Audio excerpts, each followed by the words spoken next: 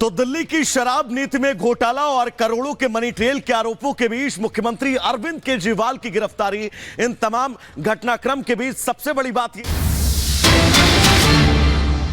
की घड़ी में मैं परिवार के सदस्यों से मिलकर के जा रहा हूं, परिवार का दुख बांटने। और जो घटना हुई है वो शॉकिंग थी सबके लिए, पूरे परिवार के लिए और आम जनता के लिए। और तब बहुत ज़्यादा शॉकिंग है कि मुख्तार अंसारी ने खुद कहा कि उसको जहर दिया जा रहा है, और वही बात सामने आई। हमें उम्मीद है कि सरकार सच्चाई सामने लाएगी और परिवार को न्याय मिलेगा। जब से भारतीय जनता पार्टी की सरकार आई है तब से इंस्टीट्यूशंस में भरोसा कम हुआ है। आपने उत्तर प्रदेश में देखा है, लोग अपने न्याय के लिए आत्मदाह तक कर रहे हैं, तहसीलों में जान गई है। मुख्यमंत्री आवास तक लोग गए हैं और जाकर के आत्मदाह किया है। मुख्यमंत्री आवास हो, मुख्यमंत्री की ऑफिस हो, जेलों में जान गई, थानों में, अस्पतालों में, और कस्टोडियल डेथ में उत्तर प्रदेश लगातार आगे बढ़ता चला जा रहा है। आखिरकार सरकार क्या चाहती है और सरकार का काम करने का तरीका क्या है? इसीलिए हमारा मानना है, समाजवादियों का मानना है कि न्याय हो और सच्चाई सामने आए। लेकिन योगी जी कह रहे हैं कि जो भी कानून व्यवस्था में बाधक बनेगा उसका राम नाम सत्य कर दिया जाएगा। ये भाषा मुख्यमंत्री की नहीं हो सकती है। इंस्टीट्यूशंस हैं, कोर्ट है, थाना है, तहसील है, वहाँ न्याय मिलेगा। ये जो भाषा बोली जा रही है, ये भाषा इसलिए बोली जा रही है कि वो वोट चाहते हैं, क्योंकि विकास किया नहीं, काम किया नहीं, महंगाई है, बेरोजगारी है, किसान की दुख तकलीफ दूर नहीं हुआ, आय बढ़ी नहीं। किसान के सामने किस मुँह जाएगी सरकार? नौजवानों को जो नौकरी छीन ली, पेपर लीक हुए, क्या आपको नहीं दिखाई दे रहा कि इन घटनाओं से लाभ लेने के लिए सरकार कर रही है, या सरकार घटना करा रही है जिससे लाभ ले लें? क्योंकि उनके पास बेरोजगारी का सवाल जो खड़ा है उसका जवाब नहीं है। क्या पेपर नहीं लीक नहीं हुए? कोई सरकार ये बता दे इतने पेपर लीक हुए हों। 1, 2, 3, 4 पेपर नहीं, 9, 10 पेपर लीक हुए कि नौजवानों को क्या जवाब दोगे आप? मैं इनके भाषण सुन रहा हूँ, पेपर लीक पर क्या बोल रहे हैं, बेरोजगारी पे क्या बोल रहे हैं, अग्निवीर का जवाब क्या है इनके पास? इसलिए जानबूझ करके सरकार समाज में खाई बनी रहे, जाति धर्म दूरियां बनाए रखें, जिससे वोट का लाभ लिया जा सके। ओवैसी साहब यहाँ पर आए थे, उन्होंने कहा कि हम तो आगे, लेकिन अखिलेश यादव अभी वो नहीं पहुंचे। मैं इन बातों में नहीं उलझना चाहता हूँ। इस परिवार का योगदान बहुत बड़ा है। इनके जो हमारे साथ दोनों साथी खड़े हैं, मनु अंसारी, उमर, इनके परदादा क्या स्वतंत्रता आंदोलन में, स्वतंत्रता की आज़ादी में क्या योगदान नहीं रहा? क्या उनके दादा और नाना का बड़ा योगदान नहीं रहा? तो ये वो बातें हैं जिनको ये सरकार छुपाना चाहती है। सर, डेफिनेटली ये वेल प्रतिष्ठित परिवार है। इस प्रतिष्ठित परिवार के तहत हमारा ये कहना है सर कि अभी बहुत सारे लोगों ने, यहाँ तक कि उत्तर प्रदेश प्रशासन और भारत प्रशासन ने यह कहा कि मैंने 5 बार विधायक रह चुके हमारे माननीय मुख्तार अंसारी जी, और लोगों ने माफिया और तमाम तरह की चीज़ों से कहा। इस पर आपका क्या कहना है सर?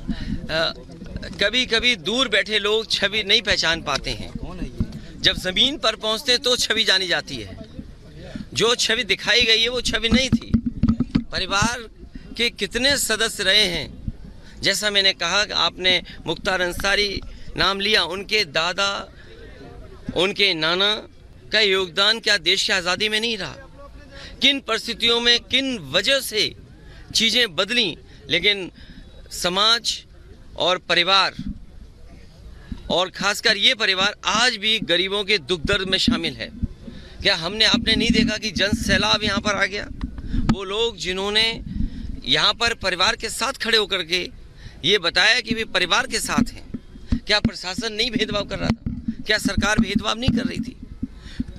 हम जितने लोग हैं, क्या हम ये स्वीकार कर लेंगे क्या नेचुरल डेथ थी?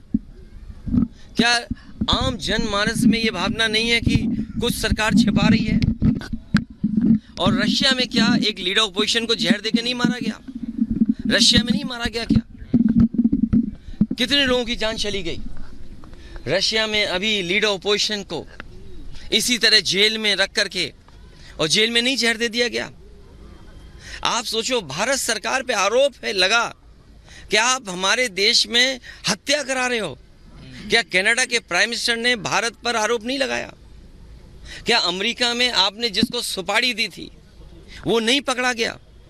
एक अधिकारी और एक व्यापारी मिलकर के एक हत्या कराना चाहते थे अमेरिका में, वो व्यापारी क्या जेल में नहीं है? सोचो आप, क्या कल्पना करोगे आप? भारतीय जनता पार्टी जो कहती है हम विश्व गुरु बनने जा रहे हैं, हम विकसित भारत बनेंगे, क्या विकसित भारत की यही डेफिनेशन होगी कि हम दूसरे देश में जाकर के हत्या करा देंगे? क्या भारत पे हत्या का आरोप नहीं है? एक व्यापारी, उसने $1,00,000 देने की बात की और हत्या कराने की प्रयास किया, दूसरे देश में पकड़ा गया, जेल में है। भारत सरकार का अधिकारी शामिल था। क्या कनाडा के प्राइम मिनिस्टर ने भारत सरकार पर आरोप नहीं लगाया? क्या रूस जैसा पड़ोसी देश में क्या एक लीडर ऑपोजिशन की नहीं जेल में हत्या हो गई? इन बातों को सब जानते हैं आप। तो क्या हम जो विपक्ष के लोग हैं शक कर रहे हैं सरकार पे, तो क्या गलत कर रहे हैं हम लोग? मुख्तार अंसारी साहब की शख्सियत को किस तरीके से आप देखते हो? जनता में रहे, जनता की सेवा की, उसी का परिणाम ये था कि इतनी बार वो विधायक चुने गए। जो व्यक्ति इतने वर्षों जेल रहा हो, उसके बाद भी जनता जिता रही हो, तो इसका मतलब परिवार और उस व्यक्ति ने जनता के बीच में रह करके उसका दुख दर्द बांटा है। और मैं समझता हूँ पत्रकार साथी जो सवाल पूछ रहे हैं, वो सोशल मीडिया का ज़माना है, आज वो तमाम स्टोरीज़ वहाँ पर हैं कि किस तरीके से परिवार ने लोगों के बीच काम किया, उनके दुख दर्द में शामिल रहे हैं। लोकतंत्र में जो जनता का दुख दर्द नहीं बांटता, दुख दर्द में नहीं खड़ा होता, उसके साथ जनता भी नहीं खड़ी होती है। और वो जिस दिन खबर सुनी लोगों ने, और आज तक जिस तरीके से परिवार से लोग जुड़ रहे हैं, ये बताता है कि परिवार के लोग जनता के बीच में रह करके उनके दुख दर्द को समझते हैं। केशव प्रसाद मौर्य का भी एक बयान है आज सुबह आया कि समाजवादी पार्टी हमेशा गुंडे माफियाओं के साथ देती है। उनसे बड़ा गुंडा कौन हो सकता है? आप अगर गुंडे की तस्वीर देखोगे तो उनकी भी लगा दो एक तस्वीर। ये कोई बात हुई? अगर डिप्टी सीएम ये बात कर रहे हों, एक डिप्टी सीएम की भाषा ये हो, इसीलिए मैंने कहा एक मुख्यमंत्री और डिप्टी सीएम की भाषा ये नहीं हो सकती है। ये लोकतंत्र खतरे में है। मुझे उम्मीद है कि देश इस बार अपने बोर्ड से ये तानाशाह सरकार को हटाने का काम करेगा। ये तानाशाह सरकार हटेगी और अग्निवीर जैसी व्यवस्था, ये जो जवान खड़े हैं।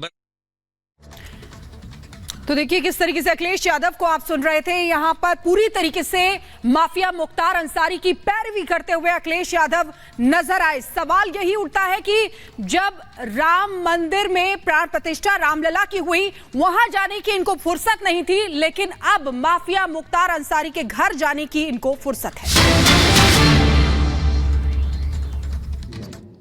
और इसीलिए हम लोग आए हैं आपसे कहने के लिए, ये चुनाव मात्र चुनाव नहीं है, भारत को विकसित भारत बनाने की संकल्पना को साकार करने का एक अवसर भी है। विकसित भारत का मतलब हर नागरिक की इनकम को बढ़ाने वाला, भारत को ग्लोबल पावर बनाने वाला, दुनिया का लीडर बनाने वाला, दुनिया को नेतृत्व करता भारत कैसे होना चाहिए, इसके लिए उस प्रकार का नेतृत्व भी चाहिए।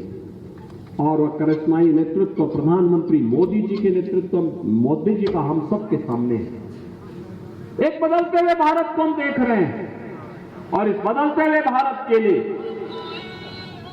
आज हम सब आए हैं दौसा लोकसभा सीट पर। भारतीय जनता पार्टी ने श्री कन्हैया लाल मीणा जी को अपना प्रत्याशी बना करके आपके बीच में भेजा है और इसीलिए पूरा मंच आपसे अपील करने के लिए आया है। बहनों और भाइयों, ये कठिन होता है किसी एक प्रत्याशी के लिए कि लोकसभा चुनाव के दौरान वह घर घर जा सके, बहुत कठिन होता है। गांव-गांव जाए ये भी बहुत कठिन होता है, क्योंकि राजस्थान में तो लोकसभा सीट बहुत दूर-दूर बहुत फैला हुआ है, काफी विस्तृत है, 8 विधानसभा क्षेत्र का है। इसके लिए आप सभी को कन्हैया लाल मीणा बनना पड़ेगा और मोदी जी का प्रतिनिधि बनना पड़ेगा।